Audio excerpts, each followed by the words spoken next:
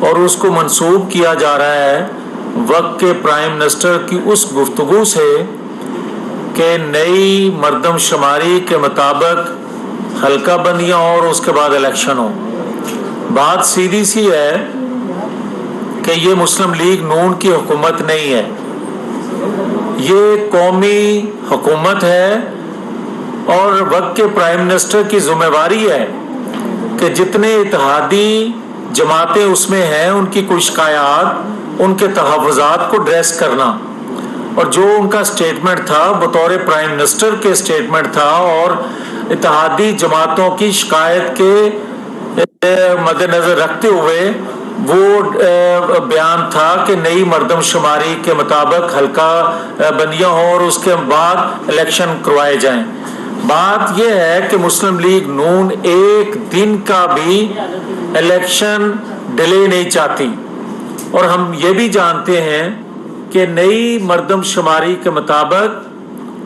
قانونی جو پہلو ہیں اگر ان کو مد نظر رکھا جائے تو یقیناً نئی مردم شماری کے مطابق الیکشن ہونا ممکن نہیں ہے۔ اس لیے پرانی مردم شماری کے مطابق قانونی طور پہ اور الیکشن کو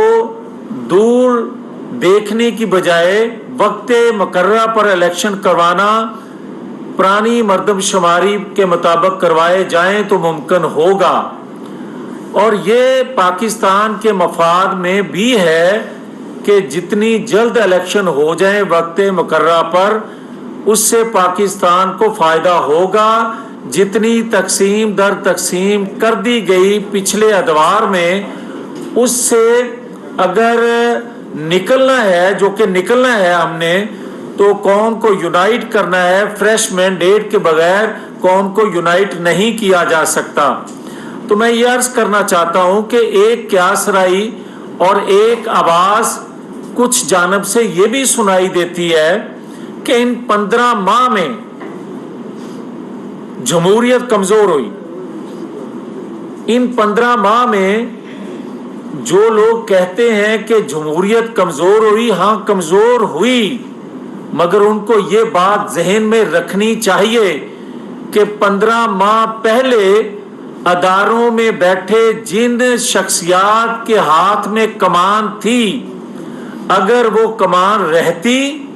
تو آج جو کمزور جمہوریت آپ کو نظر آ رہی ہے، ان کی منصوبہ بندی اس کمزور جمہوریت کو ختم کرنے کی تھی۔ ہم نے اپنی سیاست قربان کر کے ہم نے نہ صرف ریاست بچائی بلکہ اس کمزور جمہوریت کو بچایا۔ اور آج جو شبر زیدی بات کر رہے ہیں، جو اس وقت کے FBR کے چیئرمین تھے پچھلے ادوار کے، وہ جو کہتے ہیں کہ جناب آنے والی انتخابات کے نتیجے میں جو جماعت حکومت بنائے گی وہ بدقسمت ہوگی، بات وہ ٹھیک کہتے ہیں، جو کچھ وہ کر کے گئے ہیں، مگر ہم یہ سمجھتے ہیں کہ جو ہم کہہ رہے تھے کہ ہم نے سیاست قربان کی ریاست پہ، اس بات کو تقویت ملتی ہے کہ ہم اپنی سیاست اور غیر مقبول فیصلے کر کے ریاست بچا رہے ہیں، اور آنے والے انتخابات کے نتیجے میں جو ہم دیکھ رہے ہیں، لوگوں کی آنکھوں میں چمک، امید جو دیکھ رہے ہیں، وہ نواز شریف کے حوالے سے ہے۔ ہم نے پہلے بھی بڑے بڑے چیلنج کو قبول کیا، کیا ہم نے 2013 کے چیلنج کو، جو پاکستان کے اندر دہشت گردی تھی، پاکستان کے اندر اندھیرے تھے، پاکستان کے اندر مہنگائی تھی، پاکستان کے اندر قرضوں کی جو ایک لمبی لائن تھی اور کوئی ڈیولپمنٹ نہیں تھی، پاکستان ایک کھنڈر بن گیا تھا، اس چیلنج کو قبول کر کے ہم نے دکھایا۔ اس وقت کے ریزرو جب ہم نے 2013 میں حکومت سنبھالی کیا تھے، اور 2018 میں جب حکومت چھوڑی اس وقت ہم ریزرو کیا چھوڑ کے گئے، یہ سب قوم کے سامنے ہے۔ مگر میں یہ ضرور کہنا چاہتا ہوں کہ 2023 کے آنے والے انتخابات ہیں، ان میں قوم کو جو ہم دیکھ رہے ہیں جو ان کی امید نواز شریف سے بندھی ہے، ہم انشاءاللہ تعالیٰ اس کو مایوس نہیں ہونے دیں گے۔ انشاءاللہ نواز شریف کی قیادت میں، اور نواز شریف جو چوتھی دفعہ پرائم منسٹر بننے جا رہے ہیں، دنیا کی کوئی طاقت اس کے کرم کے بعد نہیں روک سکتی نواز شریف کو چوتھی دفعہ وزیر اعظم بننے سے، اس لیے کہ عوام اس کے ساتھ کھڑے ہیں۔ تو نواز شریف آتے 1.5-2 سال کے اندر اندر سی پیک کا منصوبہ پایا تکمیل کو پہنچا کے اس سے جو آمدن پاکستان کو حاصل ہوگی، اس سے خوشحالی آئے گی پاکستان کے اندر۔ تو میں یہ عرض کرنا چاہتا ہوں کہ آج کے وقت کا پرائم منسٹر 2 دفعہ کہہ چکا ہے کہ ایک ادارے اور اس کے سربراہ چیف کے خلاف بغاوت کی سازش ہو چکی، بغاوت کی جو منصوبہ بندی سازش ہوئی وہ بے نقاب ہوئی 9-10 مئی کو۔ مگر میں یہ پوچھنا چاہتا ہوں کہ کیا ذوالفقار علی بھٹو کے خلاف عالمی قوتوں کی جو سازش تھی اس کو سکرین سے ہٹانے، اور اس وقت جو سہولت کاری پاکستان کے اندر سے، جو مورے اندر سے پاکستان کے جنہوں نے خود کو پیش کیا بے نظیر بھٹو کے قتل پہ، جو عالمی سازش اور مقامی مہرے استعمال ہوئے، اسی طرح نواز شریف کو ہائی جیکر بنا کر جب اس نے پاکستان کے دفاع کو ناقابل تسخیر بنایا، اور اس کے بعد تیسری دفعہ جب نواز شریف نے پاکستان کو سی پیک کا تحفہ دیا تو اس وقت دنیا کہہ رہی تھی، اگر کسی کے کان بند تھے تو میں اس کا تو کچھ کہہ نہیں سکتا، آنکھیں کھلی تھی سب کی، سب جانتے تھے، سب کہہ رہے تھے نواز شریف کو بھی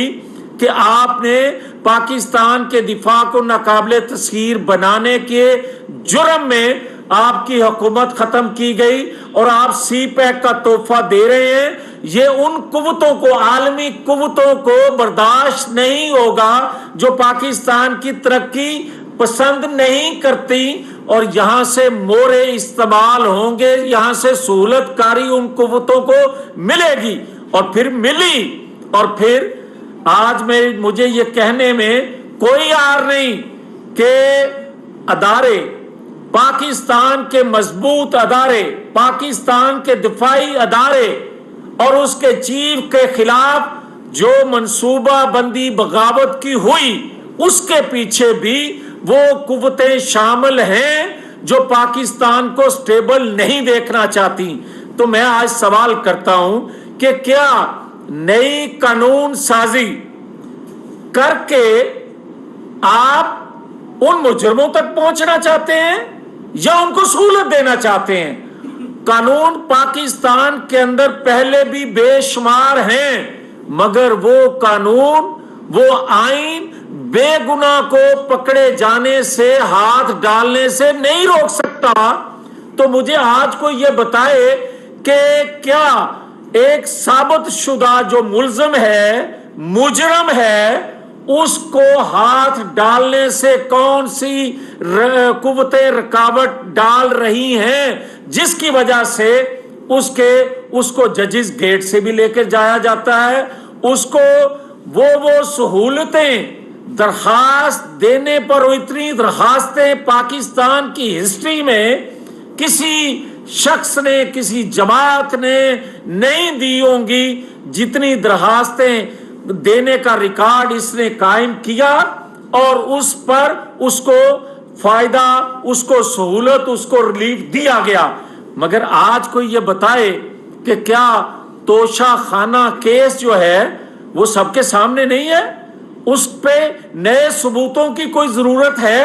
کیا؟ 9-10 مئی کا جو سانحہ ہوا اس پر نئے کوئی ثبوتوں کی ضرورت ہے؟ نہ ہونے کے باوجود بھی کیا آج تک اس پہ ہاتھ نہیں ڈالا جا سکتا؟ اور کیوں نہیں ڈالا جا سکتا؟ اور میں سمجھتا ہوں اگر ایک ادارے نے خود احتسابی اپنے اندر کی، اور جو حاضر سروس لوگ تھے جو سہولت کاری کا رول ادا کر رہے تھے ان پہ ہاتھ ڈال کے اچھا کیا، مگر کیا ہی اچھا ہوتا اگر وہ اپنے ریٹائر ہونے والے ان کرداروں پر بھی ہاتھ ڈالتے جو 2017 میں ایکٹیو ہوئے اور ان کے ایکٹیو ہونے کی وجہ سے 9-10 مئی کا سانحہ پیش آیا۔ تو میں یہ کہوں گا کہ کیا پاکستان کے اندر جو شخص لایا گیا اور جس کو جو پہلے دن سے ہی کسی عہدے کا اہل نہیں تھا مگر اس کو لانا تھا، لانے والوں نے لا کے بٹھا دیا، اور جو اہل تھے ان کو ہٹانا تھا اس لیے ان کو نااہل کر دیا۔ تو پھر آج سوال قوم کر رہی ہے کہ یہ تو بتایا جائے کہ جو نااہل کیے گئے کیا وہ درخواستوں پہ درخواستیں دیں؟ تمام کردار بے نقاب ہونے کے باوجود، اقرار کرنے کے باوجود، کیا ان کے ساتھ وہی سلوک کیا جائے جو مجرموں کے ساتھ سلوک کیا جاتا ہے، اور مجرم کے ساتھ وہ سلوک کیا جائے جو بے گناہ کے ساتھ کیا جاتا ہے؟ یہ ہے انصاف پاکستان کا؟ یہ ہے ترازو کے دونوں پلڑے برابر؟ یہ نہیں ہے اس طرح۔ اور اگر آپ یہ سمجھتے ہیں کہ ایک شخص کو بار بار ریلیف دیا جائے محض اس لیے کہ وہ پروجیکٹ جو فیل ہو چکا، لیکن بیچ میں وہ یونیورسٹی بھی ہیں جو واقعی صوبوں میں بننا چاہتی ہیں، انسٹیٹیوٹ نہیں ہے، یونیورسٹی ہے۔ انسٹیٹیوٹ تو یس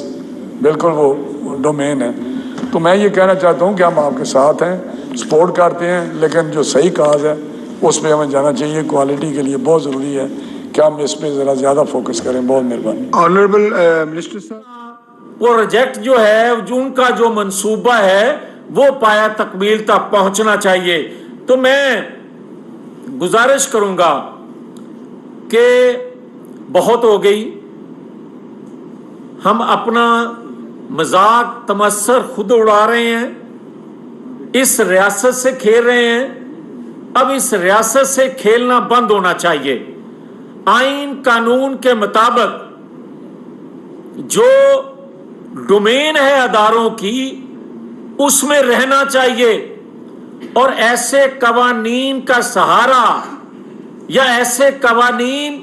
جو بنیادی انسانی حقوق یا آئین سے متصادم ہوں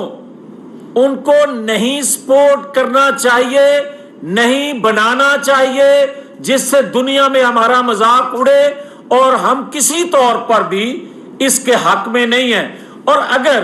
کوئی حکومتی جانب سے کوئی ایسا بل آتا ہے تو مت یہ کہا جائے کہ یہ مسلم لیگ لے کر آ رہی ہے بل، اس کو پھر قومی حکومت کا بل تو کہہ سکتے ہیں آپ، مگر اس کا اگر کوئی ایسا فعل ہوتا ہے جس کو آئین قانون یا بنیادی انسانی حقوق سے متصادم سمجھا جاتا ہے، اس کو کہا جائے یہ مسلم لیگ کی طرف سے بل آیا، اور کوئی ریلیف کا کام، کوئی آئینی قانونی کام کیے جائیں تو اس کو کہا جائے یہ قومی حکومت کا کارنامہ ہے۔ یہ مناسب نہیں ہے۔ اور میں یہ عرض کرنا آخر میں چاہتا ہوں کہ نواز شریف کی قیادت میں مجھ جیسے مسلم لیگ کے لاکھوں کروڑوں جو ورکر کام کرتے ہیں، انہوں نے سیکھا ہے نواز شریف سے ووٹ کو عزت دو، انہوں نے سیکھا ہے آئین قانون کی پاسداری کرو، انہوں نے سیکھا ہے کہ اگر آئین قانون سے ماورا پہلے کوئی آواز بلند کرتا تھا، خلاف بلند کرتا تھا، تو اس وقت بھی ہم اس کے خلاف نام لے کر بات کرتے تھے۔ آئندہ بھی اگر کبھی کوئی آئین قانون سے ماورا قدم اٹھے گا، آواز اٹھے گی، تو اس پر بھی بات کریں گے۔ اسی میں پاکستان کی بھلائی ہے۔ اور اگر کوئی یہ سمجھتا ہے کہ ہم نے آئین قانون کی پاسداری یا ووٹ کو عزت دو کی بات کرنا چھوڑ دی کسی مسلط کے تحت، تو بالکل کوئی مسلط نہیں ہے. ہم یہ سمجھتے ہیں کہ ہماری جدوجہد کے نتیجے میں ایک ادارے نے خود احتسابی اپنے اندر کی، ایک ادارے نے، طاقتور ادارے نے کہا کہ ہم پولیٹیکل ہیں، ہمیں اپنی جدوجہد کے ثمرات ملنا شروع ہو گئے. ہماری کسی سے کوئی پیٹرول بم، کوئی غلیل بردار ہمارے پاس نہیں ہے، کوئی مسلح جدوجہد نہیں ہے اپنے اداروں کے خلاف. ہمارے ادارے ہیں. اگر اداروں میں بیٹھے لوگوں سے غلطیاں ہوئی ہیں اور آج اقرار کر کے پاکستان کی سلامتی، استحکام، معیشت کو بہتر کرنے کے لیے، مہنگائی کو کم کرنے کے لیے، روزگار دینے کے لیے اور پاکستان کی خوشحالی کے لیے اگر کوئی